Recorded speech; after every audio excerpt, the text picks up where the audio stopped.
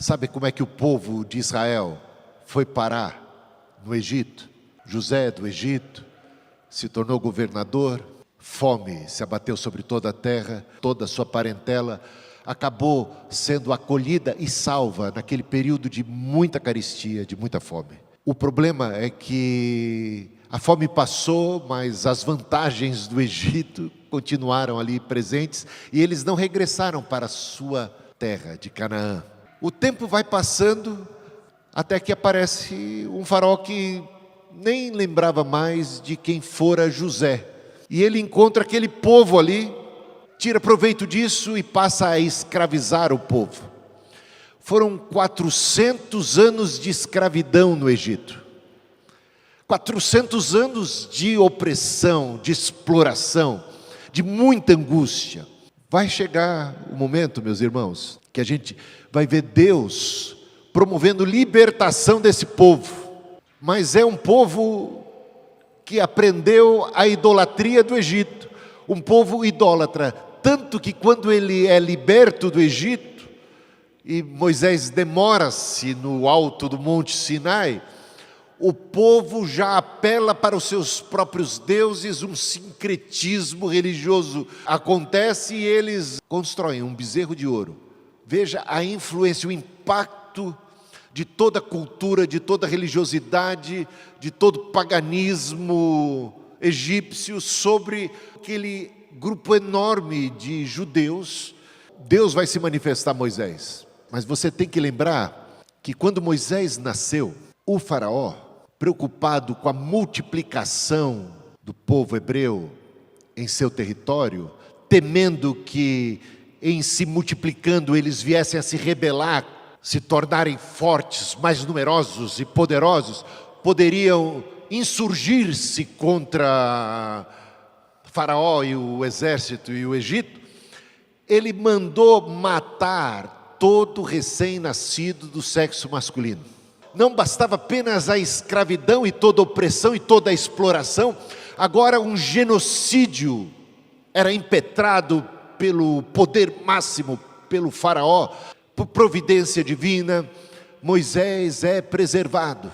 Por ironia do destino, ele vai ser educado exatamente na casa de Faraó, com todos os privilégios. Moisés cresce, torna-se adulto, com 40 anos de idade ele presencia um egípcio espancando um escravo hebreu, e ele vai defender, e nessa defesa ele acaba matando o egípcio. E ele tem que fugir. Ele vai parar no deserto, vai ficar lá 40 anos. Essa tentativa de Moisés de libertar o escravo, de libertar o oprimido, é louvável. Mas repare bem, é uma tentativa humana. Não foi Moisés buscar o conselho de Deus. Ele agiu por impulso e no que deu isso, ele teve que fugir. Moisés fracassou na sua primeira tentativa de libertar o povo hebreu. 40 anos mais, quando ele tem 80 anos de idade, gago, sentindo-se completamente incompetente, fragilizado humanamente, Deus o chama e Deus se manifesta a ele, esse ser transcendente, todo poderoso, o Criador dos céus e da terra. Esse ser que é santo, totalmente santo, se manifesta a ele como um fogo consumidor que ele é. Mas de repente, para surpresa de Moisés, Deus se manifestou numa sarça que ardia em fogo, queimava em fogo, mas não se consumia. Sinal de Deus: olha, pode se aproximar, pode se achegar. Você não vai ser, você que é fraco, você que é ser humano, você que é pecador, é bem-vindo. Você não será consumido. Moisés então agora se apresenta diante de Faraó, volta para o Egito, e ele vai dizer para o Faraó aquilo que Deus disse. Apresente-se lá e diga: Faraó, venho aqui em nome de Deus, e ele está dando uma ordem para você. Deixa o povo de Israel sair do Egito, libertar-se da escravidão para me servir e me adorar no deserto. A gente pode se perguntar, por que vieram 10 pragas? Uma só não bastaria? Numa tacada só Deus já não resolveria essa empreitada? Por que foram necessárias 10 pragas para que o povo fosse liberto do cativeiro egípcio? A resposta de Faraó aqui foi a seguinte, capítulo 5, versículo 2 de Êxodo. Faraó respondeu, quem é o Senhor para que eu ouça a sua voz e deixe Israel ir? Quem ele pensa que é? Quem ele é? Eu não conheço. Eu não vou deixar ir o povo de Israel de maneira alguma. E a questão dele é, quem é o Senhor? Por isso as 10 pragas, elas vão revelar quem é o Senhor. Deus irá apresentar-se, confrontando um a um as divindades, os deuses do Egito. Havia um deus do Nilo que é o deus Api. O Nilo era a fonte da vida, num lugar muito inóspito e até desértico, ao rio Nilo, o rio mais longo de toda a terra, um rio muito fértil, que trazia vida. Havia um Deus coligado a este rio, o Deus Api, e eles confiavam muito neste Deus e neste rio como aquilo que supre suas necessidades. Havia uma idolatria, uma confiança depositada no Deus do rio e no rio em si como um verdadeiro Deus. E de repente Deus se apresenta, você não vai deixar ir o povo, você está me desobedecendo, eu vou me apresentar então, aqui estão as minhas credenciais. Vocês confiam no rio? Ele é a fonte, é neles que você tem a confiança, nessa fonte bendita de suprimentos. Vocês pensam que o Deus é o Api? Eu sou o Deus criador do rio e de tudo que há, mas vocês não me conhecem, vocês não tributam honra e glória a mim, então vocês vão me conhecer. Em vez de sair vida desse rio, o que é que ele está agora? Ensanguentado, um rio que traz a morte, o sinal do sangue, o sinal da morte. Olha só, um espanto se abateu sobre Faraó e o Egito. Primeiro confronto, deu nisso. O segundo, a deusa Ram, a deusa Gete, é a deusa da fertilidade. Ela é um anfíbio e eles cultuavam essa deusa porque ela podia reinar em 2 mundos distintos, na água e na terra. A ideia da transcendência, a ideia da fertilidade, por como se multiplicam as rãs. E de repente os adoradores da Ram vão começar a blasfemar contra a deusa Ram, porque haverá uma praga de rã que vai do rio Nilo, que agora sai o sangue, daqui a pouco está saindo rã adoidado, a dar com pau. Era rã para todo lado. Cadê a deusa Ram que consegue controlar? Nem o controle das rãs ela tinha. Desde o começo, quando Moisés se apresentou junto com Arão, e quando a vara de Arão se transforma numa serpente, lá tinham os magos, os feiticeiros, os sábios. E o faraó não ficou impressionado com aquilo que ele chamou de uma mágica ou de um feitiço, alguma coisa qualquer, porque ele já estava acostumado a ver coisas assim, como uma vara, um cajado se transformando numa serpente. Ele simplesmente chamou os seus sábios, os seus feiticeiros, os seus magos e encantadores, e eles pegaram também e fizeram o mesmo sinal, o mesmo milagre, e colocaram os seus cajados que viraram serpente. Ali então começou a haver uma disputa entre os servos e profetas de Deus e os servos, os sábios, os feiticeiros, os magos, fizeram o mesmo sinal. E de repente aquela serpente que havia saído do cajado de Arão, comeu, engoliu cada uma das serpentes dos adversários, dos magos. Foi mais um daqueles sinais que deixou encafifado o faraó e todo o povo. Complicado. Daqui a pouco, veja só, vai sair da terra, porque eles também faziam magias e conseguiam fazer coisas saírem da terra e tal.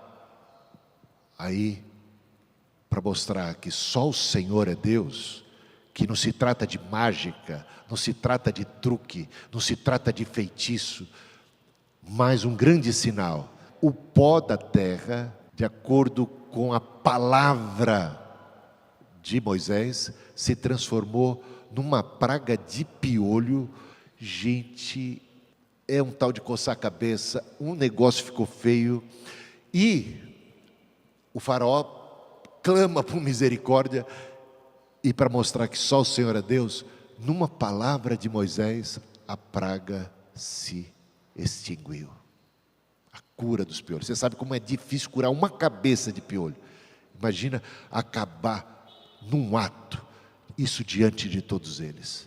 Tinha o Deus Tote, que era considerado Deus da sabedoria, Deus da magia, Deus do encantamento, Deus dessa sabedoria, desses feitiços, e esse Deus está sendo humilhado constantemente nesse embate com o Deus único e verdadeiro, Criador dos céus e da terra. Agora, depois disso teve a quarta praga, é a praga dos mosquitos. E tinha um Deus que é o Kepri, ele é Deus dos insetos, inclusive ele é representado aqui por um besouro. Ele é Deus dos insetos. E tanto as moscas como os besouros, eles eram adorados porque eles tinham uma característica que eles conseguiam se alimentar daquilo que era morto. E eles extraíam a vida dali. E eles eram adorados. E tinha esse Deus, o Kepri, que é Deus dos insetos. E de repente a praga das moscas, a quarta praga. Aí você viu aquela canção famosa que vem desde essa era. Alguém que viveu 10 mil anos atrás pôde compor essa canção. Eu sou a mosca que pousou na sua sopa. Eu nasci há 10 mil anos atrás, então eu estava lá. Gente, o faraó não aguentou nessa quarta praga. Ele chama Moisés para negociar. Vamos negociar. Reparem que quando vem o mandamento de Deus, deixa meu povo ir, ele diz não em absoluto. Depois da quarta praga, a praga das moscas, ele chama o Moisés, vem cá, vamos para a mesa de negociação. Como é que é o negócio mesmo? O que Deus disse que era para fazer? Vamos conversar, que esse negócio de mosca não está dando, porque eu não estou conseguindo me alimentar, e tem mosquito para todo lado, e a coisa está difícil. Esse faraó, ele é danado, é cheio de artimanha. Dá uma olhada aqui, ele diz assim, capítulo 8, versículo 25. Adore a Deus, pode adorar, tudo bem, está liberado. Mas repara bem o que diz, adore a Deus nesta terra. Continue ao meu serviço, continue escravo, continua ligado a esta terra, servindo aos interesses do Egito. Tudo bem, pode adorar a Deus. Gente, quantas pessoas caem nesta estratégia maligna? Eles nunca se libertam da opressão do diabo, do maligno, do pecado. Eles tentam servir a dois senhores ao mesmo tempo. Eles tentam fazer um bem bolado, um toma lá, dá cá. Eles ficam em cima do muro, nunca são capazes de tomar uma decisão clara, obediente, e de seguir e de servir a Deus. Eles tentam um jeitinho, e o brasileiro é danado para dar jeitinho, é famoso pelo jeitinho brasileiro. Adore a Deus nesta terra. Claro que a resposta é não, não foi isso que Deus disse. Aí uma segunda proposta ainda no mesmo versículo. Então, já que vocês têm que ir mesmo, não vai muito longe, fica nas imediações. Olha a sacada do faraó.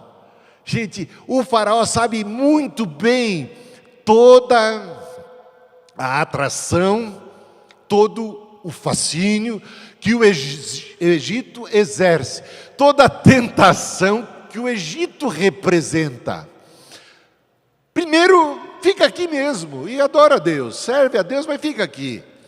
Segundo, já que vocês insistem em sair, não vão muito longe, fica perto. Essa é a estratégia do sapo. Por falar em rã, por falar em sapo, você já viu que sapo consegue sobreviver comendo mosquito?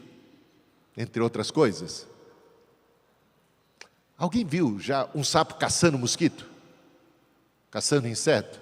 Já viu?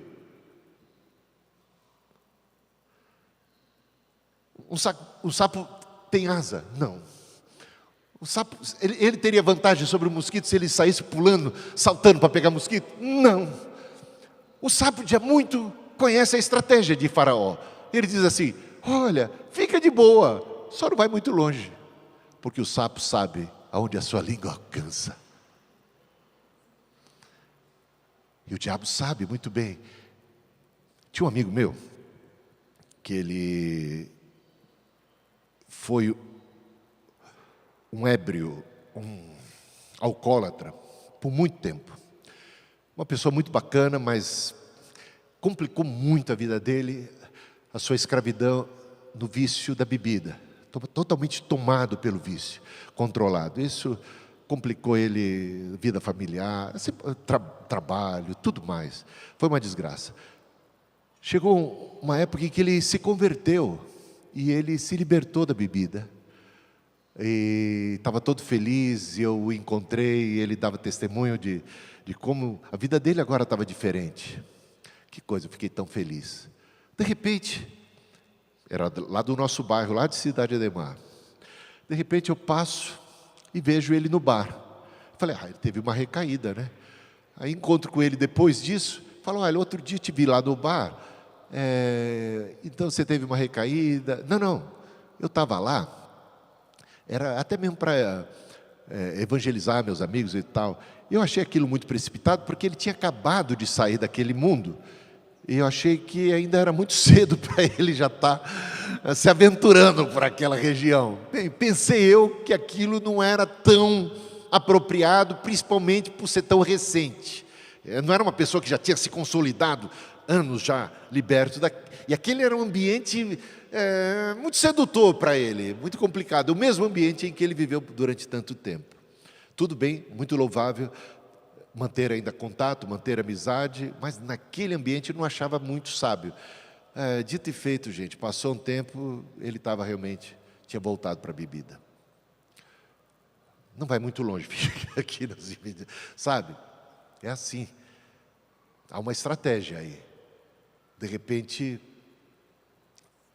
a gente precisa mesmo, para romper, de uma distância segura. Cuidado para não ficar nas imediações. Cuidado porque há uma fonte de tentação. Cada um de nós sabe onde o calo aperta, não é não? Então, eis aí uma estratégia nessa quarta praga. Aí depois, tem 2 deuses agora. Aliás, tem muitos deuses relacionados ao gado. Tem o deus Apis, que é o deus do gado, inclusive a cabeça dele é de um touro, de um boi, e a deusa Hathor, que é a deusa vaca, só para representar 2 desses mais conhecidos deuses egípcios relacionados ao gado. E o que aconteceu? Mortandade de todo o gado. Esses deuses não conseguiram proteger o gado do Egito. Por quê?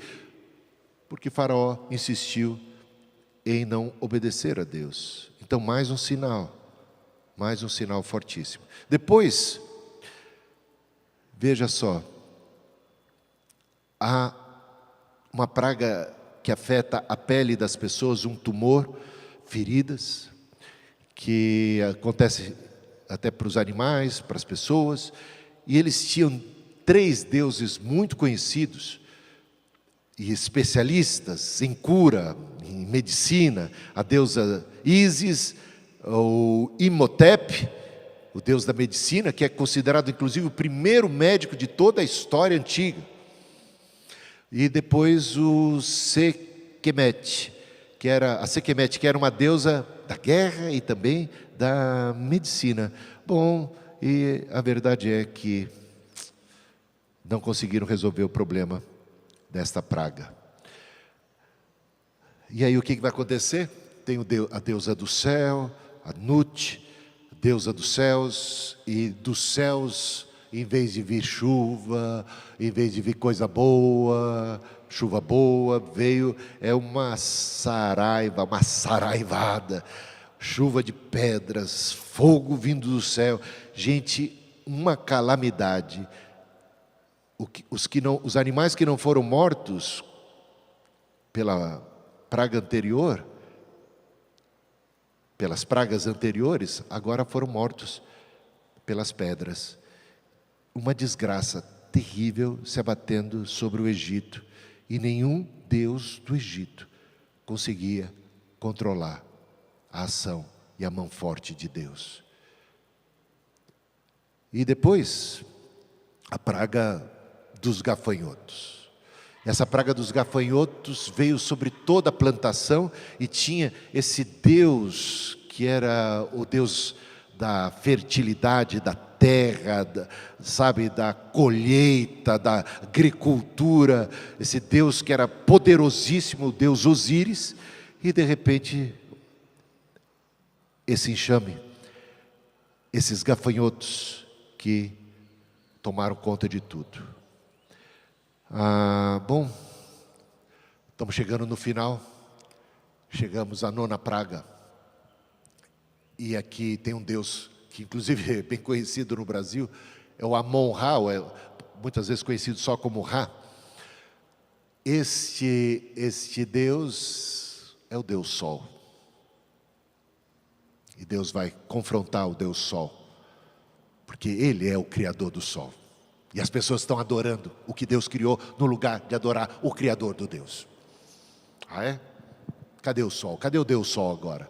Treva sobre toda a terra, 3 dias de trevas completas, que só acabaram diante do mandamento, da voz do servo de Deus. E, por fim, o filho de Ra, a própria figura de Faraó. Os faraós se autodenominavam deuses, a manifestação, a personificação do Deus Amon-Ra. Antes de vir essas pragas todas, a coisa foi apertando, né? Depois da chuva de granizo, em Êxodo capítulo 10, versículo 11, ele diz assim: olha, pode sair, pode ir até para bem longe, mas vão apenas os homens, as mulheres ficam. Olha que bondade do faraó, vão os homens, as mulheres ficam. Olha a estratégia dele, vão só os homens. Ele poderia dizer, vão só as mulheres. Ele poderia dizer, vão só as crianças. Mas ele sabe que ele estaria quebrando a família, que ele estaria, acabando com um povo. Essa é uma estratégia muito comum, vão só as mulheres servir a Deus. Ore por mim. Meu bem, vai à igreja, não, você faz muito bem de ir. Ora por mim também. Eu tenho coisas mais importantes para fazer em casa do que adorar a Deus. Aliás, essa foi, se você pega Êxodo capítulo 5, naquele primeiro diálogo entre Moisés e Faraó, o Faraó diz assim: o quê? Vocês estão querendo ir lá para o deserto, adorar, festejar a Deus? Vocês estão fugindo do trabalho. Vocês são preguiçosos, isso é desculpa. Onde já se viu perder tempo com culto, perder tempo com adoração? Para com isso, vocês são preguiçosos, isso é coisa de preguiçoso. Aliás, a gente vai ver isso já naquela visita que Jesus fez à casa de Lázaro, Maria e Marta, quando Maria fica aos pés de Jesus, adorando e ouvindo e bebendo de Jesus, comungando, e Marta fica trabalhando e cuidando dos afazeres, e incomodada recrimina a Maria e até mesmo a Jesus. Maria, você não veio me ajudar? Você vai ficar aí de boa enquanto o serviço pesado fica comigo, onde já se viu isso? E o Senhor não está percebendo que eu estou fazendo tudo aqui sozinha e ela fica aí diante do Senhor? Jesus vai recriminar quem? A Marta. Maria escolheu a melhor parte, Marta. Adorar a Deus Não é coisa de preguiçoso. Ir à igreja, buscar o Senhor, não é coisa de preguiçoso. Não é perda de tempo. Voltar-se para o Criador, inclusive, um dia por semana, separar e consagrar. Não preciso trabalhar porque eu confio que não é, sabe, o meu excesso de trabalho que vai garantir as pontas no final do mês. É o Senhor que faz chover sobre a minha horta. Eu posso trabalhar 6 dias e não descansar. Eu posso chegar à noite e separar o tempo necessário para descansar e dormir, porque eu descanso no Senhor, porque eu sei que Deus trabalha por mim, eu confio que o Senhor proverá, eu sei que eu tenho que ser responsável, mas eu não posso confiar em mim mesmo como se eu fosse o verdadeiro Deus.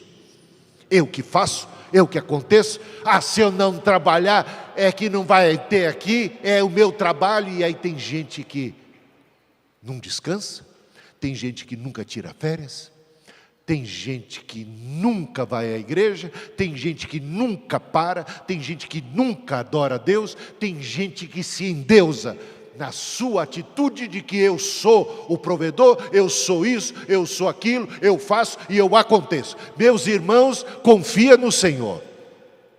Quando a gente confia no Senhor e espera nele, nós somos responsáveis, nós somos trabalhadores, nós vamos cumprir as nossas obrigações, mas nós não adoramos a nós mesmos e nós sabemos que se não for a mão do Senhor, nós estamos perdidos, a nossa colheita pode acontecer muita coisa, pode acontecer muita praga.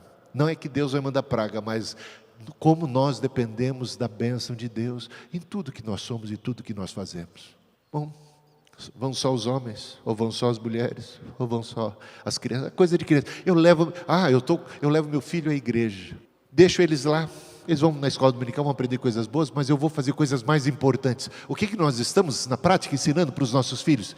Que igreja é coisa de criança, ou igreja é coisa de mulher, ou igreja é disso, é desse determinado grupo. Por favor, ensina o seu filho, sua filha, no caminho que deve andar. E ensinar no caminho que deve andar é andar com ele, é andar na frente, é dar o exemplo. Os filhos aprendem muito mais com o nosso exemplo e atitude do que com o nosso discurso.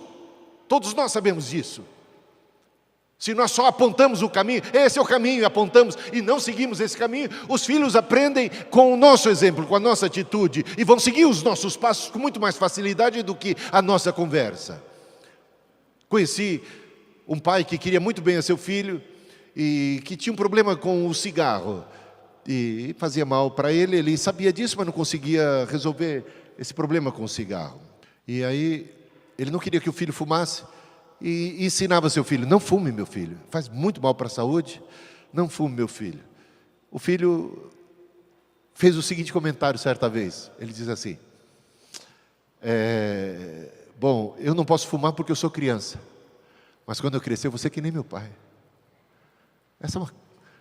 Faz sentido essa ideia do menino, né? O que ele está entendendo? Bom, meu pai é o grande exemplo.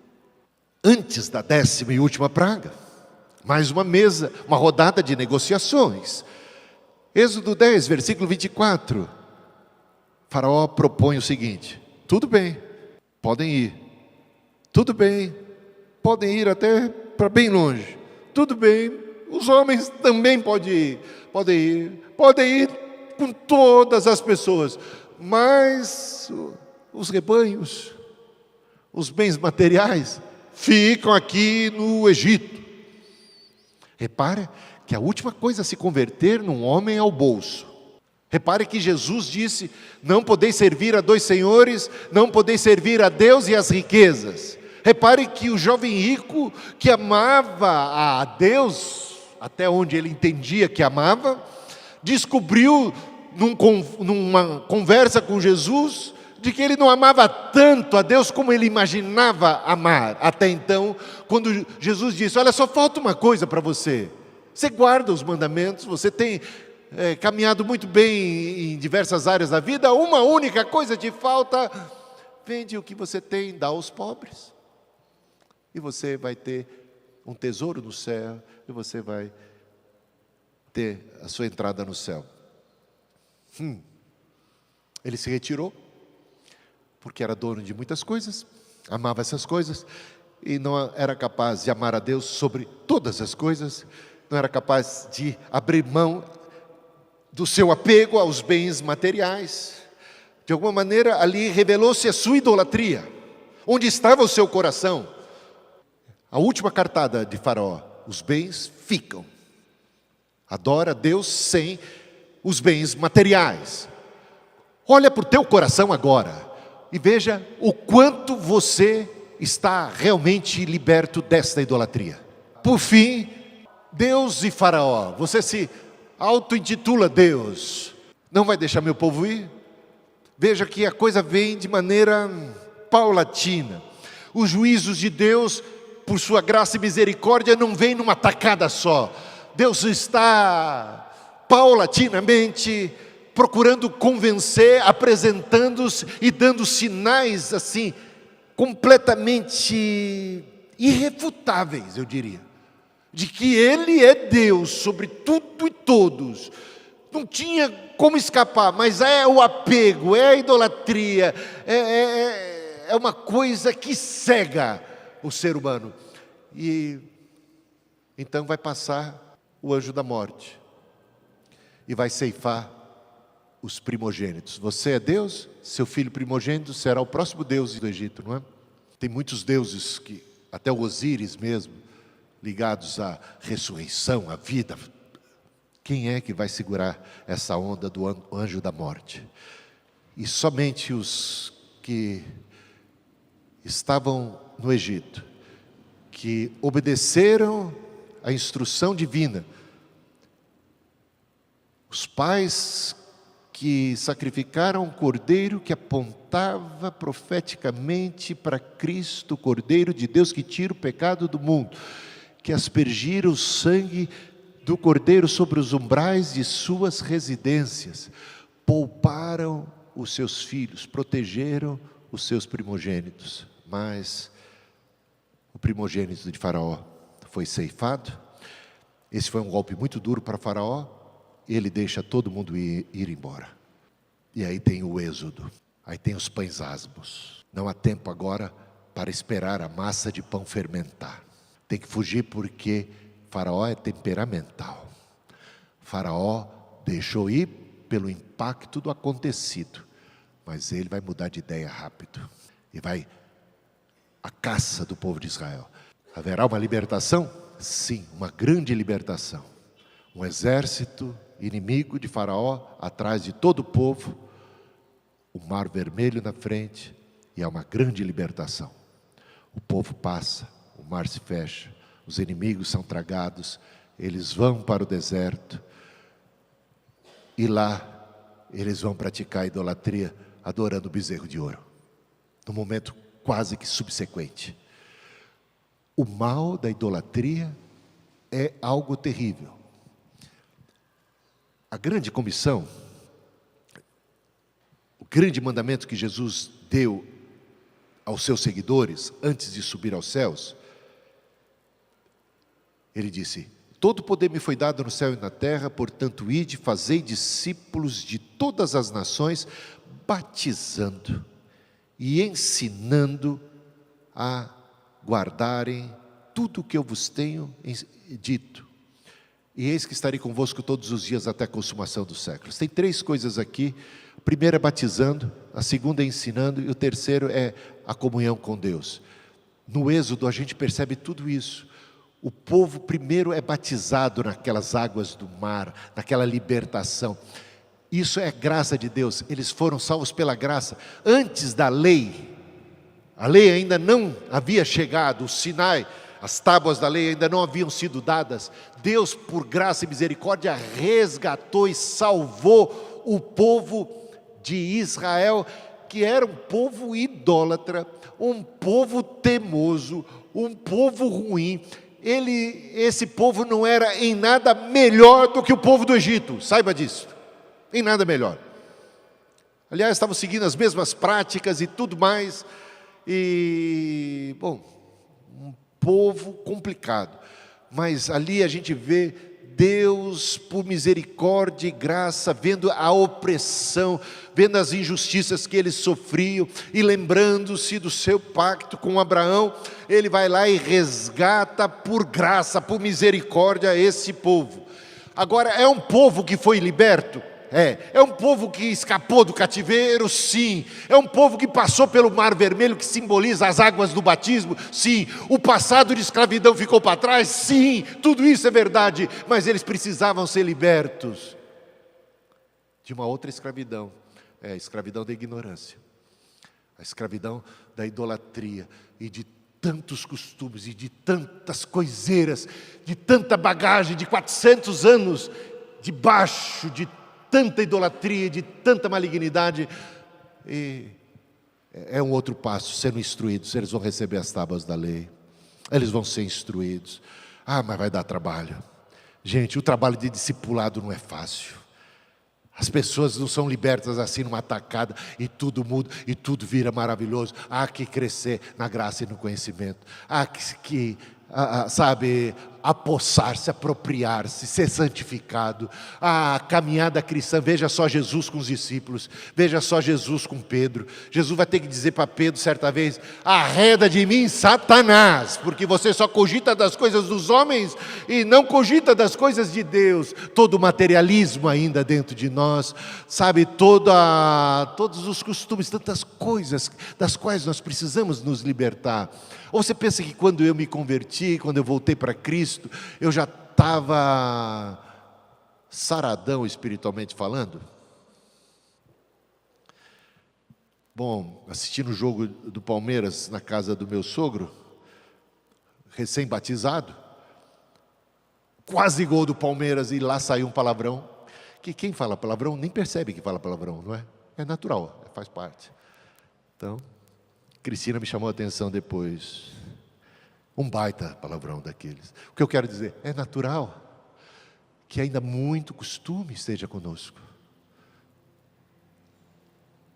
Muita coisa. Se eu disser para você que hoje eu não tenho nenhuma tentação de falar palavrão, não tenho. Estava começando até agora, que eu estava jogando bola lá com... que eu tenho, a rapaziada, a gente fica lá na resenha depois do futebol lá, e eles falam tanto palavrão, mas eu gosto de estar com eles para trocar ideia, porque eu gosto de gente. A gente fica lá falando, e aí eu falei: Cristina, eu volto para casa agora, eu já fico com os palavrões já engatilhado aqui, eu tenho que tomar cuidado para não sair. Engraçado é que é o costume, é o ambiente que você está, né? Mas eu realmente não tenho tentação, isso passou. Outras tentações mais, cada um sabe, né? Onde o calo aperta, áreas de fragilidade da gente. A fofoca, hein? Quem aqui, depois de convertido, nunca cometeu um deslizezinho na área da fofoca, da maledicência?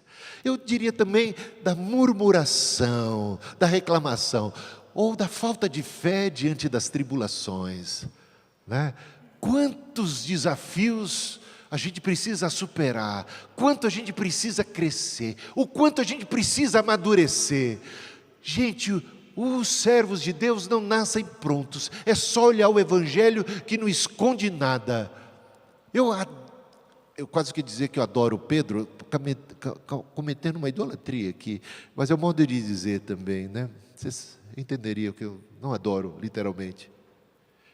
Mas ele é uma figura daquelas, com a qual nós nos identificamos. Por quê? Porque ele é gente como a gente. Ele bota o carro na frente dos bois, ele comete uma série de gafes, ele peca, ele nega Jesus 3 vezes. Não é que ele é exemplo para nós em tudo isso. O que ele é exemplo é que Deus, Jesus nunca desistiu dele, continuou trabalhando, e um dia ele se tornou uma verdadeira coluna no templo de Deus, um apóstolo exemplar, uma pessoa realmente consciente, madura, cheia do Espírito Santo. Isso é para mim e para você um baita incentivo de que Deus é poderoso para trabalhar, não apenas para nos resgatar das mãos e das garras de Satanás, como para nos libertar, nos edificar e nos fazer crescer e nos tornarmos pessoas realmente melhores, mais maduras, sabe, que vamos ser cidadãos mais confiáveis, pessoas cada vez mais honestas, cada vez mais íntegras, cada vez mais, sabe, parecidas com Jesus Cristo.